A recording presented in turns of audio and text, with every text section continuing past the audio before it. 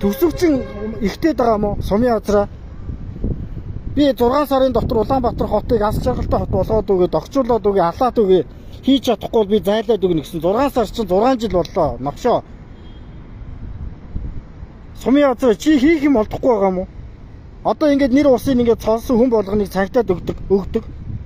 Чи дахиад цагтаатаа өг заяа. Би чиний нэр төр талцсан гэж чи өөрийгөө нотлоорой. Чи өөрийнхөө нэр төрөө батлаарай. Би Монгол улстай Улаанбаатар хоттой миний нэр хүнд ийм мундаг миний нэр хүндийг энийг Инхбат гэдэг хүн лайв хийгээд миний нэр хүндийг доромжилсан гутаасан гэд чи өөрийнхөө нэр төрөө ихлэ батлаарай. Баталчаад намайг цагтаатаа өгөөрэй чи. Чи ямар сураагүй юм биш. Ийм арчаагүй, ийм үзэл сурталгүй, ийм инженерийн шийдэлгүй, барилгын архитектургүй, зураг туршлаа ингээд нэг өөрчилчдөг. Тэгээ нэг юм хужаагийн юм гэрлэн сон.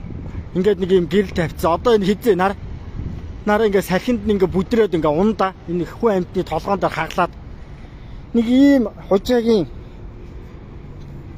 гачин ийм гэрэл зооцсон. Одоо энийг хорвоод хосгүй хамгийн гоё бүтээлгээд одоо шааж өгөндөө сумын газраа.